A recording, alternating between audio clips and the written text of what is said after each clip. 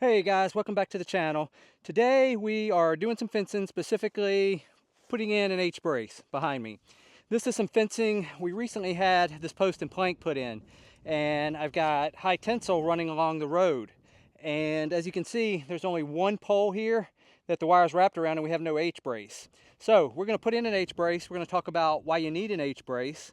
We're going to talk about some different ways to do an H-brace that might actually be very helpful to you if you don't have all the parts. These are some other ways you can do it. And once we get the H-brace in, I'll let you know why high tensile electric fencing is my preferred fencing for keeping in cattle, pigs, and I'll tell you why. All right, let's get into it. Real quick, we have a newsletter, the Sunday Solopreneur. This comes out every Sunday about 10 a.m. I talk about how to market your products on your farm, how to use social media and websites to grow your farm. I also talk about farming, raising cattle, chickens, pigs. We go through it all, and it's about building your farm business. Sign up now, and you also get a free PDF on how to use ChatGPT to write your social media, to write your newsletters, and to help write product descriptions for your products. This is free download for signing up for the newsletter. One newsletter every 1 to 2 weeks, no spam, I promise. Check it out. I think you'll get a lot of value in learning to grow your farm or homestead, and it's free. All right, back to the video. So first of all, let's talk about what is an H-brace. This is what an H-brace is. The reason you need an H-brace in high tensile fencing is, one, because there's a lot of pressure on the fence. If you look at behind me, this fence right here, there's no pressure on this. So the posts are in, the boards are nailed, and it's somewhat of a hard barrier. When we're talking about electric fencing, like I've got here, this gets really tight, so it pulls really tight. And not only that, you have about, at least on this, I've got 6 strands of it going, so all of those are pulled tight. So what's going to happen is you tighten that up in the middle, it's actually pulling on this post, where with my post and plank here, there's no pulling, it's just there. So for that reason, with high tensile or anything that you're putting any kind of tension on, you got to have what's called an H-brace, and that's essentially 2 posts that look like an H, has a post behind it, and what it does is basically create somewhat of an anchor, so that when you put pressure pulling that way on this post, there's an opposing force pushing this way to keep this post from bending once you put the pressure on it. So in any high tensile fencing, woven wire, if you're pulling that really tight, you need to have an H-brace or some kind of bracing. Again, we're using H-braces because they're pretty simple. It's what I've always used, and we have a lot of high tensile fencing around this farm, so I have put in a lot of them. We're going to go ahead. First thing we need to do, this was actually a line post. When we put in this post and plank, this fence didn't stop here. It used to go further, and we actually pulled out the big post and the H-brace so that we could create a whole lot, kind of flare this post and plank. We wanted to flare it out, therefore it gives us a lot of room when we're turning in trailers and such. So we pulled out the H-brace that was here, and then this was probably about actually the 3rd line post. And so when they finished this post and plank, they just essentially wrapped these around loose, and they've just been here. Now I could go down there and just tighten them up from here, but what it's going to do, it's going to pull this post like that. And 1, this post isn't big enough, it's too small. 2, without any other support, it's not going to work. So that is where we're at. So we're going to pull this post. First of all, we're going to take this line that's on here. It's already loose. So essentially it's just some nails. We're going to pop all this line off. We're going to pull this post out, and then in its place, we're going to put a bigger post, 6 to 7 inch post in as a good end post. And then we'll put in another post, put in our H-brace, and I'll show you how we do that. All right.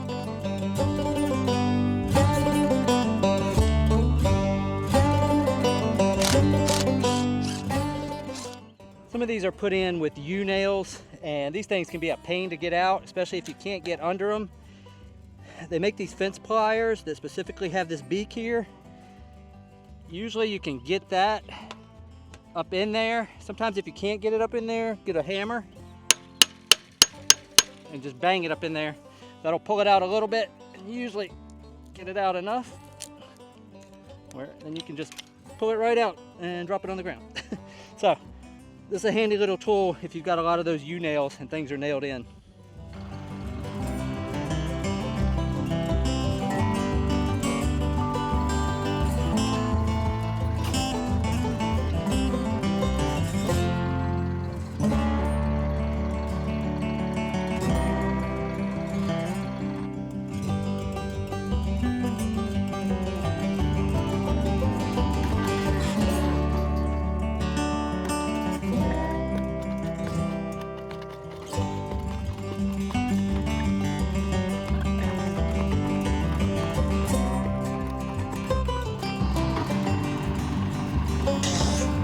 I thought you were the resident shaker. Oh yeah, it's not going anywhere. All right, you can be in it too if you want. You want to be in it? Nope. You can be in it. All right, so we got our post in. I've got to cut it a little bit, but that thing's in. It ain't going anywhere. And that's our first main post. Like I said, that's about a 6 to 7 inch post. That's what we want on the end because it's super sturdy. It's going to hold all that tension that we're going to put on with the high tensile wire. Next, we need to put in another post, and then what makes the H, which is a post across. So we'll go ahead and get that in, get the H set up, and then I'll show you how we really brace this thing. And I'm sure most of you guys know that this is... Ta-da! I found this on Craigslist about 2 years ago, 3 years ago. Paid about $2,000 for it. It already had the 3-point hitch set up. It's worked flawlessly. The thing is very dangerous, so if you get into these things, respect it. Essentially, the hydraulics raise it up, and that puts tension on springs, and then you pull the lever, all the hydraulic fluid releases, and those springs are what pull down a very heavy piece of steel. I don't know how much it weighs, but it's thousands of pounds per square inch of pressure coming down on these posts. So you might notice I'm using a hammer. Some of these, if you get some of the newer ones, have a safety mechanism that holds the post in place. I don't want to put my hands anywhere in near there, so I'm holding a hammer, a stick, or something else to hold the post as I'm going up and down with it. So Shaver HD10 works amazing, saves so much time. I don't have to clean out the holes afterwards. I don't have to pour in concrete. I don't have to tamp and rake, and just puts the post in. And it takes a little nuance to really get it going, to figure out how to get the post to go in straight. A lot of getting on and off the tractor. If you get someone helping, it's a big help. Again, doing it by yourself. I've got my wife helping me. She's behind the camera here. She's helping me with the tractor, getting on and off. So that's it. So Shaver HD10, amazing piece of equipment, dangerous piece of equipment, so please be careful. Highly recommend it though if you're putting in posts around your farm. All right. If you guys are wondering, this is what I'm using to measure our H brace. This is what's going to eventually be up here, and that's what's going to give our fence line a ton of support when we put all this tension on with the high tensile wire. So I'm using this post as a reference to where to put this post, so that way this post we just put in is in. This is where we're going to put our next post, and then I know this will fit in pretty well. Worst case, I'll have to cut a little bit off, and I'm okay with that. If when you're putting in this H brace, make sure to err on the side of it being a little more tighter. If you're loose, you could run into issues where this thing doesn't fit very well, and we want it to fit in here pretty tight. We're going to put some wires on this and kind of pull things together, but I don't want to count on that. I just don't want any gaps in the top. So err on the side of it being a little tighter. You can always cut a little bit off if you need to. All right. There you go.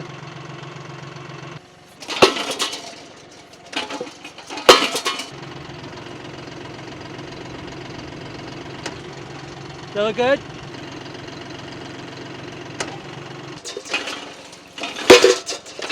All right.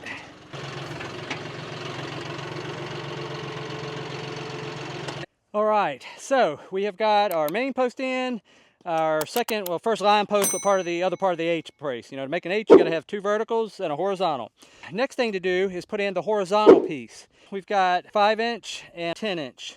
So 2 different size pegs, and these are going to go into each side of the hole. I'll show you how to do that, but essentially in the H that goes across, we're going to drill a hole in each end, and in one end we're going to put the short one, stick it in the hole. The other end, we're going to go actually from the brace and drill this through the brace into. So I'll show you how we do that, but you need a short one and a long one.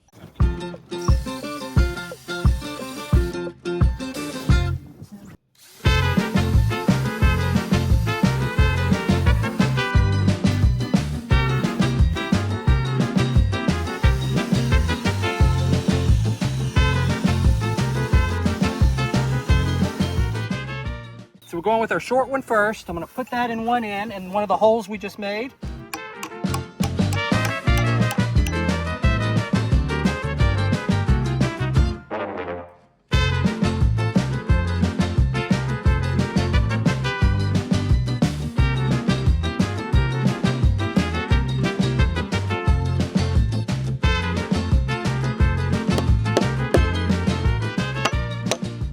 So you saw here, we put a short peg into this cross piece here, and then it had a piece sticking out.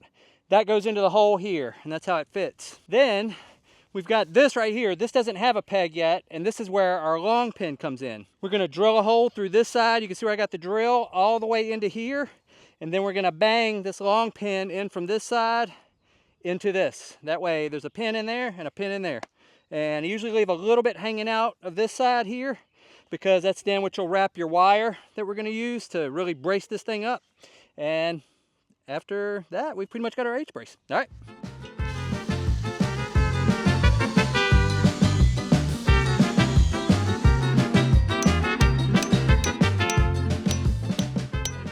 All right, now we're gonna go ahead and tighten this guy up really good with some high tensile wire. Everything's in place. We have our H-brace, and what we wanna do now is just secure it really well. What we're gonna do is I'm gonna put in 2 of these U-nails, and that's what I use to run the high tensile wire through, and just helps to keep the wire in place.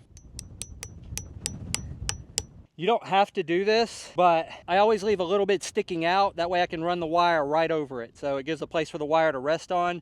And then this U-nail just right here also helps to hold the wire in place. Take 2. Oh well, close it up. Okay. All right, now go up and drop. 1. All right, this is Lexi, my wife. She's helping me do all this. She's awesome.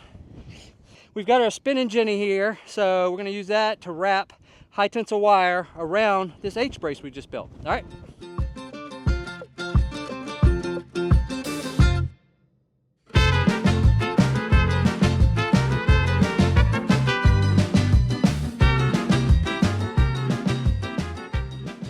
All right, so we've got our H-brace in place. We have 2 loops of 12.5 gauge high tensile wire running around. And now we need to connect that wire and just make it really tight. What it's gonna do is, it's on the top here and it's running down to the bottom here. This is the corner brace. When we tighten up this fence, everything's gonna pull that way. So it's gonna try to pull all this that way. By having this on the top pulling that way, it creates resistance. Therefore, the fence is pulling that way, but we've created resistance going that way. And that is why an H-brace works for high tensile fence, to keep your post straight, to help keep the line tight. Now there's 3 different ways that I know of that you can connect this wire that's looped around. One is just to make 2 loops, loop, another loop, hook those together, and then take a piece of rebar. This is rebar that I actually cut in half, so it's about 1.5 feet long, and we can put it in and then you just twist it. And that will twist up all this high tensile wire, make it tight, and then you just secure it onto here with a U-bolt. The second way is using, and I cannot remember for the life of me what they're called, and I can't look it up at the moment, but it's a little oval piece of metal. It'll be down here. The name of it will be right here. It's a little piece of metal, and you run a line into each end, and it just gets tight. These work well also. And then the third way is how I'm going to do it, is just using a wire strainer. Now, I wouldn't specifically go out and buy these. I just have a ton of these on hand from where we've been doing fencing, and I've just found they work great for getting the fence really tight. That's why I'm using these. I would not go out and buy these though. If you don't have anything, I would use a piece of rebar and just twist that wire. That's the easiest way to do it. I have used gate hinges. I have used really any piece of strong metal that you can put inside this high tensile, wrap it up, and that will work for you. But again, I've got these on hand, so I'm just gonna hook this up. We'll tighten this up, and that will complete our H-brace. Then we're gonna talk about why I like this high tensile fence and the H-brace, and some things you might wanna consider if you're putting fencing on your farm.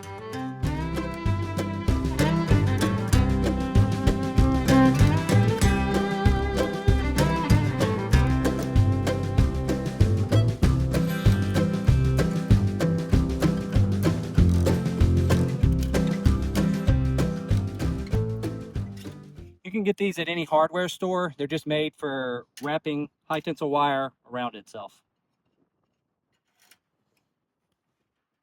I'm pushing with this and I'm twisting with this. So it's like a double motion.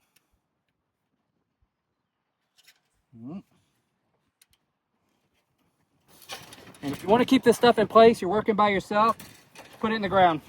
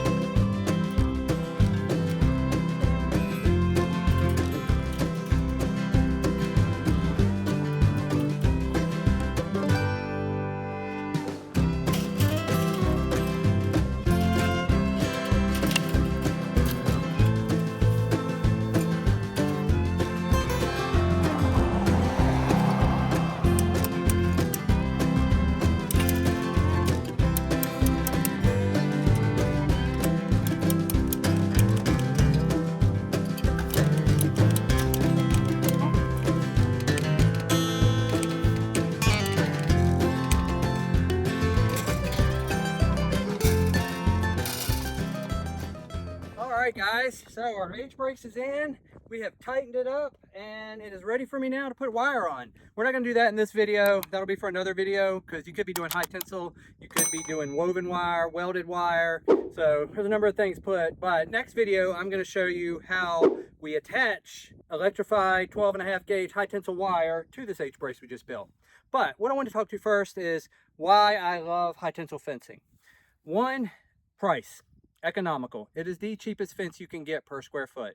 I can put up 6 strands of this for pennies compared to what it would cost to put up woven wire, welded wire, and especially what it would cost to, you see a little bit here, this post and plank. This is probably the most expensive post and plank. Unless you're using steel beams, that may be as expensive as well, but they're also containing fences. They are meant to contain animals. High tensile electric is technically not a physical barrier, it's a deterrent, meaning if they get near that, if a bull wants to run through that fence, they're going to run through it. It's a deterrent though, because it's electric, it hurts, they don't want to touch it, so they typically stay away from it. I find for cattle and for pigs, this high tensile works great. I love it.